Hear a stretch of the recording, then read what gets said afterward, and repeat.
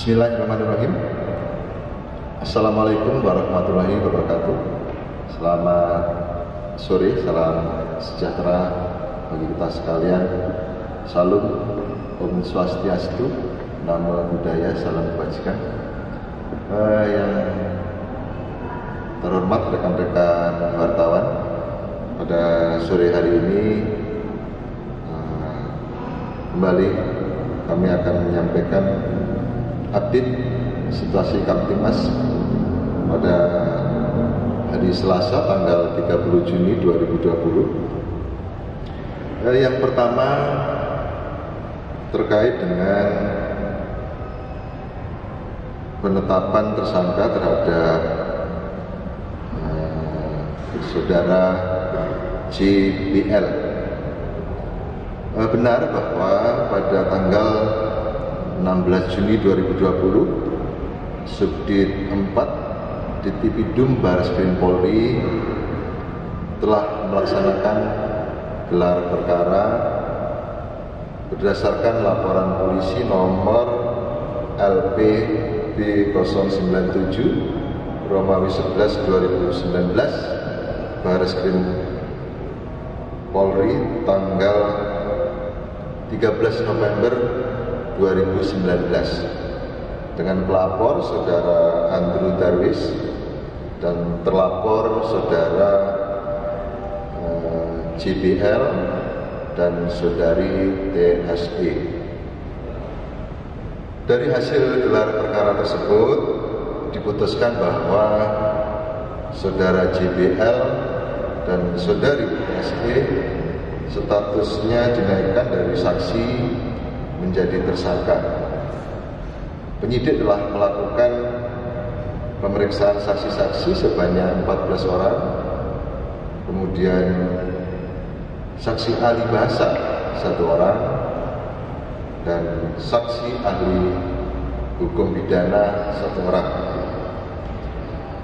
Adapun pasal yang disangkakan terhadap kedua tersangka antara lain, yang pertama, saudara JBL dikenakan pasal 45 ayat 3 junto pasal 27 ayat 3 Undang-Undang RI nomor 19 tahun 2016 tentang perubahan atas Undang-Undang RI nomor 11 tahun 2008 tentang informasi dan transaksi elektronik atau ITE. Adapun bunyi pasal 45 ayat 3 yaitu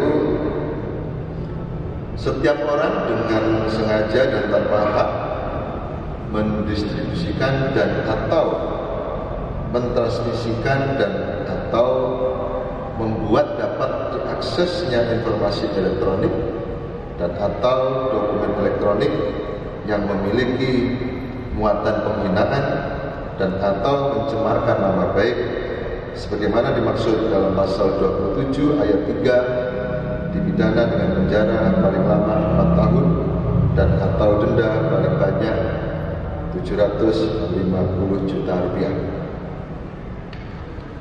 Kemudian bunyi pasal 27 ayat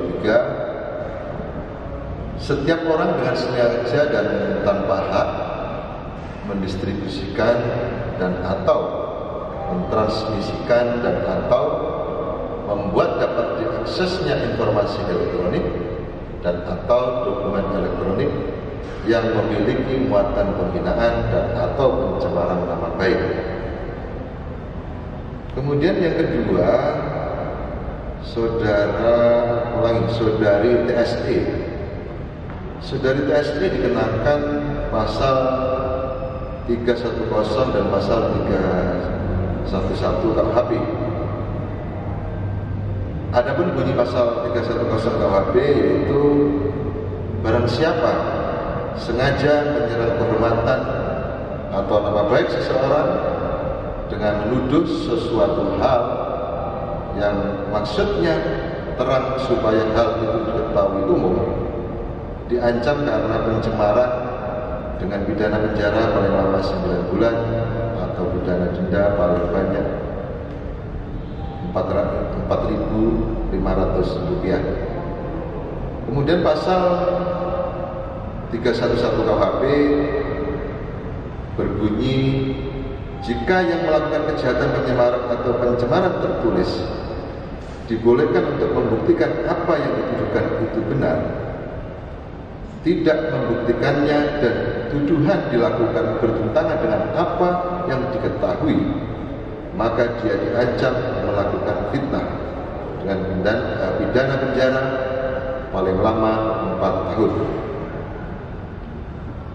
Rencana para tersangka akan dilakukan pemeriksaan pada hari Kamis tanggal 2 Juni tahun 2020 dan surat panggilan sudah dilayangkan sejak tanggal 29 Juni 2020. Kemudian informasi yang kedua terkait dengan data kriminalitas. Berdasarkan data statistik yang dicatat oleh kepolisian bahwa pada minggu ke-25 dan minggu ke-26 telah terjadi penurunan gangguan kamtipmas sebesar 1,76% dengan perincian 5.326 kasus pada minggu ke-25 dan 5.232 kasus pada minggu ke-26 atau mengalami penurunan sebanyak 94 kasus.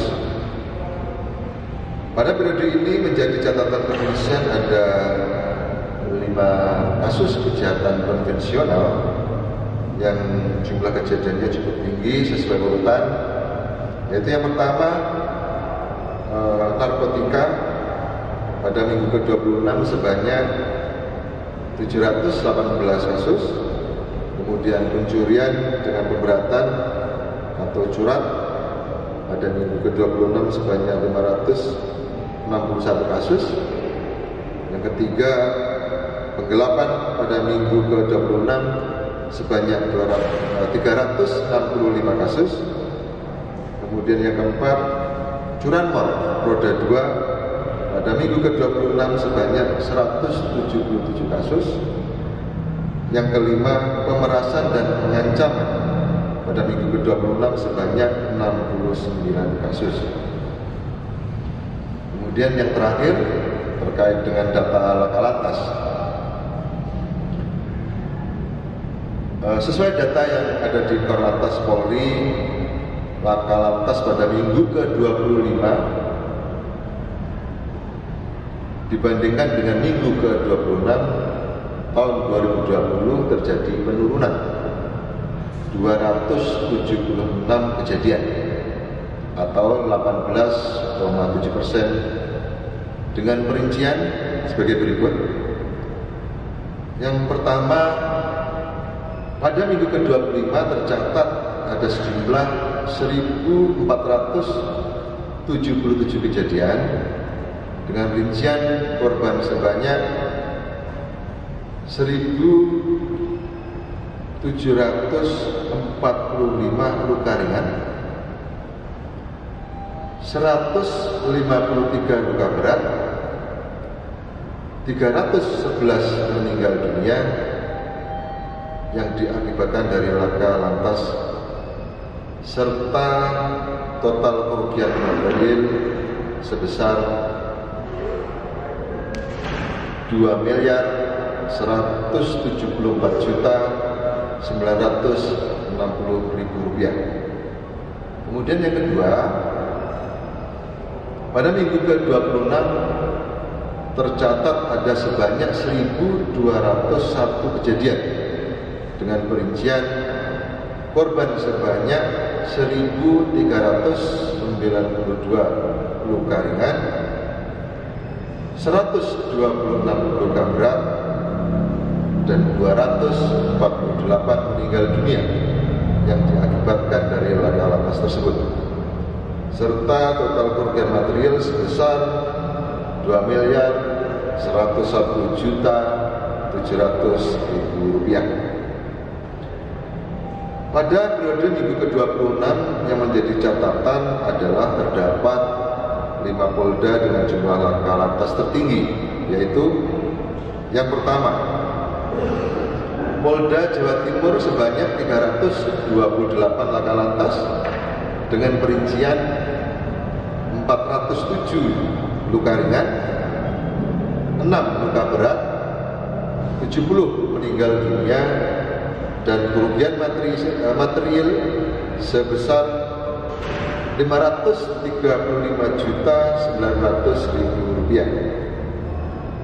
Kemudian yang kedua, Polda Jawa Tengah sebanyak 267 laka lantas dengan perincian 312 luka ringan, 5 luka berat, 30 meninggal dunia, dan kerugian material sebesar 233.900.000 rupiah. Kemudian yang ketiga, Polda Jawa Barat sebanyak 111 laka lantas dengan perincian 123 luka ringan, 16 luka berat, 25 meninggal dunia, dan kerugian material sebesar 144.450.000 rupiah. Yang keempat, Polda Metro Jaya sebanyak 82 laka lantas dengan rincian 69 luka ringan, 17 luka berat, 10 meninggal dunia, dan kerugian material sebesar 97.450.000 rupiah. Yang kelima, Polda DIY sebanyak 54 kejadian laka lantas dengan perincian 58 luka ringan, 4 meninggal dunia, dan kerugian material sebesar 14.450.000 rupiah. Jadi demikian informasi yang bisa kami sampaikan kepada rekan-rekan wartawan. Terima kasih atas perhatiannya. Akhirul kalam, wabillahi taufiq wa hidayah. Wassalamualaikum warahmatullahi wabarakatuh. Salam sehat.